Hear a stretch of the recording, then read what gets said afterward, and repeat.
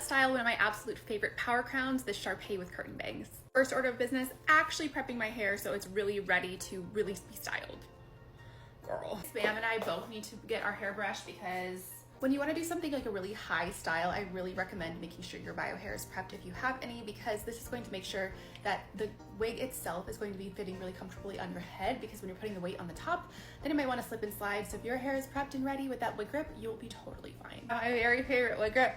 I have my very favorite wig grip in the land. It actually has silicone on it, which helps so much to hold my wig cap in place. And again, we are not down with any sort of slipping and sliding, okay? Has this adjustable band back here, which is really, really nice, because then we don't have to deal with the actual Velcro. Total upgrade. I love it for that, because I'm telling you, that Velcro, when it sticks in your bio hair, I've never known such pain. This part is all about personal preference. I prefer to wear a wig cap. You definitely do not have to. You can 100% just wear the wig grip yourself, but I like to do this. So I want to make sure everything is on lock. Like I said, Miss Ma'am has seen some things. She's been well traveled. So we're going to spritz her with my CSC Crown Spray. You may have seen things, but you know what? My Crown Spray has seen much worse. Good as new. Making sure that these little back clasps are where they should be so they don't embarrass me by falling out when I've done my pretty little updo. Forehead in, flip up. I talked about the no slipping and sliding. I'm gonna make sure that my combs are anchored underneath. It'll also double as a quick little facelift too. Hooded eyes wear. And just when you thought we were done with the dramatic flipping, wrong! And we are gathering. I believe that's what my ancestors did. It's a hunting and gathering trick. Once we have gathered, we are grabbing our curtain bangs. We're gonna pull them back down because they will aid in our millennialism that we must have a little bit of a tendril. Don't worry about these ear tabs. It's not that serious. We'll get to those. I'm going to brush her back out. From the flipping, she may have detangled a little bit. And I wanna make sure that all of the hair is smooth and ready to go. I like it a little bit messy. Start with one hair tie and wrap it around.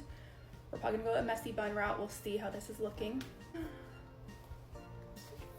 Still wanna do a bun. And oh my gosh, I'm thinking maybe I wore these glasses like on purpose today because I could actually use them to pull down these ear tabs too, which would, but here all I'm doing, told you, it's not that serious. You just have to pull this hair down. It'll keep that ear tab laying more flat. You can use my melting spray right now too, because I know I'm not going to be wearing this for long. I'm not that concerned about it. And then in the back, I'm just pulling this down so it's laying more flush. Then like tuck these under if you choose to do so. I'm 100% gonna use my glasses for this too. Ear tabs too.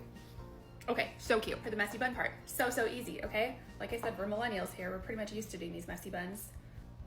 When having those curls ready to go, it literally just makes you look like so polished and like you know what you're doing, which we love. Bitch, oh my God, that is voluminous. If it's too voluminous for you, you can absolutely grab some bobby pins too and then shove it into the cap. Okay, let's see what the back looks like. From the front and the back, I see that it's sticking out a little bit, so I'm just gonna press it a little more flush. Oh my God, we live.